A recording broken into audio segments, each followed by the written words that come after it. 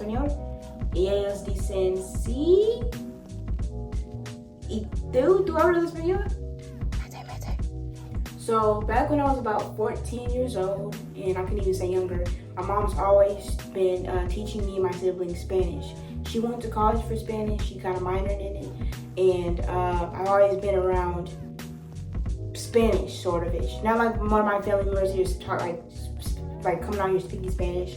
My mom just would homeschool us, so she had like some small Spanish lessons, like learning the alphabet, let's learn the days of the week, like some simple stuff like that. So I wasn't like nothing crazy, not even an A1. Yeah. So I'll say maybe after middle school, 14, 15-ish or so, that's when I kind of got really crazy on it. And I was going to show you, I created a folder, and I basically would go to the library and I would look up Spanish books. So I'm going to show it here. I'll look up Spanish books and I'll do literally all of the exercises inside the book. So I would just write down what it told me, because I know I wouldn't be able to keep the book, forever. So yeah, this was about 4 years ago. Yeah, I was 14 years old. So I would write down the exercise on the top of the paper, and then I'll just, write the number, and I put whatever my answer was. And I would go over and grade my own work, and then I'll say I was wrong or whatever. And I watch like a YouTube video or, read more in the book about why I was wrong and how I could fix it. And then I just learned that lesson over and over again. So I did that for a couple of years, and then when I started high school, well, I also got my mom. She knew a girl from her job that was teaching Spanish and Chinese, because she was learning Spanish and Chinese. So I stayed with her for about not very long. With her, she talked about having a journal and keeping, like, writing down stuff. So I had me a journal. I started, and I don't think I wrote before, like having a diary, but like I wasn't as consistent. So I did like a challenge. I wrote my journal. I started journaling every day in Spanish. And I would just write down whatever word I did know in Spanish. And if I didn't know what that word was, like I wouldn't focus on like trying to get every single word in my journal in Spanish. I would just write until I didn't know the word, and then put the word English. And then when I'll be done, like after I'm done writing all I want to write, I'll go back with a different color pen, like you see here, and I'll just write down what the Spanish word is for it. I mean, it wouldn't last very long, but I did that for a minute, and then I just started writing in English because I still wanted to journal, but I hated doing it in Spanish. I was reading actual children's books in Spanish. Yeah, but the Better Reading Spanish 2nd edition. I would watch YouTube videos, YouTubers that were learning Spanish as well, and they were dropping resources.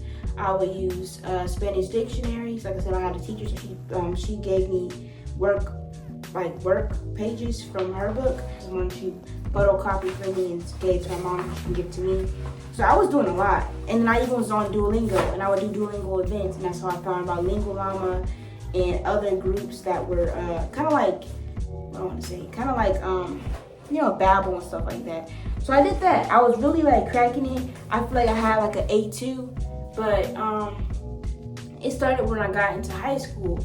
And I got into another class with a Spanish teacher, and when I really was starting to talk to Mexicans, because that's really was in my area, I just noticed like I had social anxiety. So like when they talk to me, I just would freeze up, or in and out. My mom would like, maybe, like for example, a story is we went to a Mexican shop, and I was trying to order me a taco, and the guy was asking me what color sauce I wanted. Did I want the green sauce or did I want the red sauce, salsa, and also if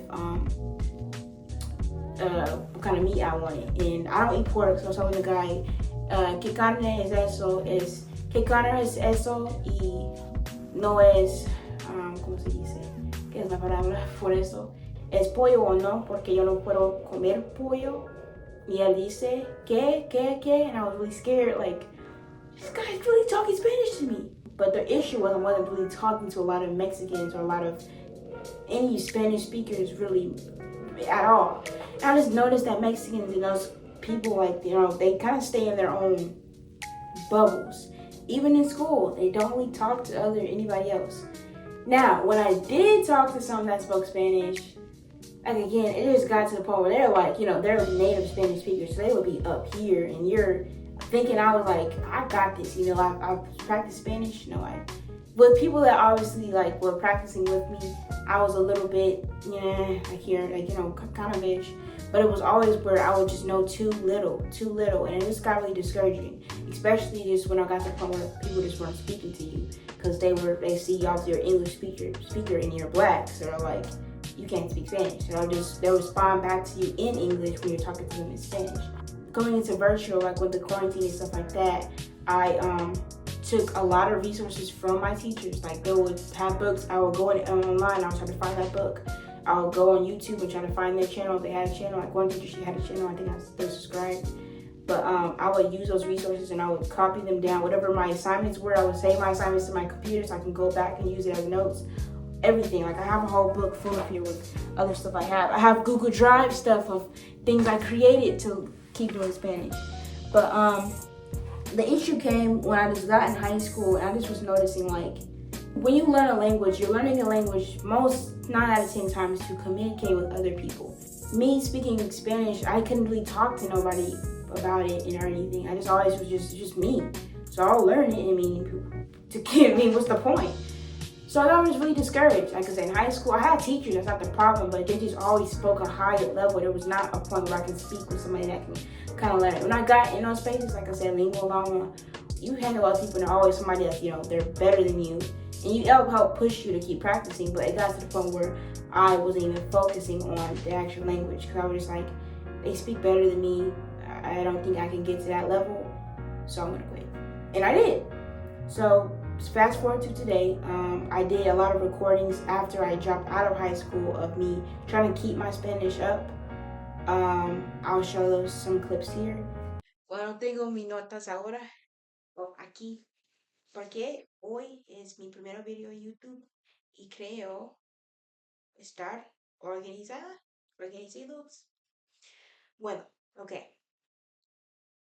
Hola amigos, es mi segundo video. Sí, entonces voy a decir que ahora yo tengo verificación. Sí, no. Hola, soy Marisol. Tengo escuela en 2 días, entonces voy al cine con mis amigas mañana. Tengo 2 amigas, María y Sofía. Sofía va a México muy pronto y María va a México con ella también. Por eso estoy triste, pero emocionada para ellas. The issue still was the same. I just didn't really feel any joy that I used to from speaking Spanish. So I quit because I couldn't really use it. And yeah, what I definitely would recommend if you're learning Spanish in 2024 is to track your progress. Take a lot of tests. I definitely recommend to get a teacher. If you can, get a teacher. There's a lot of research out there. There's no point in me adding to the mix of saying go here, go this. I use tutoring apps.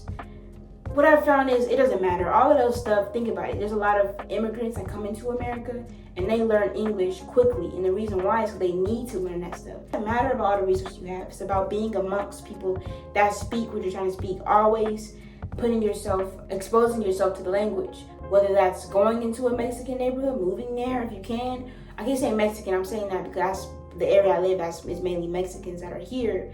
But any Spanish-speaking communities, exposing yourself to that, watching TV in Spanish, reading the news in Spanish, like just exposing yourself. You don't need the crazy high-end books. You don't need to be by a library. You don't need any of that. So I also recommend that to not obsess over resources. What you need to obsess over is exposing yourself to this stuff.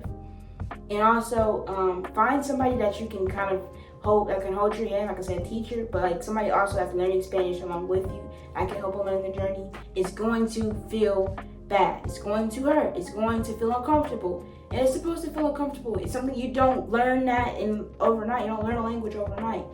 And that's how it's going to be. Say like your first time going to the gym, and it's going to hurt those first 2 weeks. It's first time intermittent fasting. It's going to hurt those first 2 weeks. It's going to hurt being in those communities when I've seen or talking to someone that speaks that. You're going to feel that anxiety, and that's normal. But remember that language is all about putting yourself out there and communicating with other people. Helping connect with other people. I will say in high school, a lot of people thought it was cool that a black girl was speaking Spanish. It's actually how I've held a lot of conversations. I remember in 10th grade, actually coming in, these Mexican kids were speaking Spanish, and I was like, I just said something in Spanish to them, like, oh, what did I say? Ustedes ustedes hablan español, y ellos dicen sí, y tú hablas español, y dice sí, yo hablo español. It's always been past tense for me though. But yeah, I am it is a bittersweet type thing because, like I said, it's kept me through a lot. But at the same time, with me getting older, I have to pick and choose what's going to help me, what isn't going to help me, and if I really enjoy this or not, and if I have a deliberate reason why I'm doing something. Because if not, it's not helping me whatsoever. It's actually going to be taking a lot from me. So yeah, thanks for watching. Appreciate you for being here and continuing to watch my videos. Bye-bye.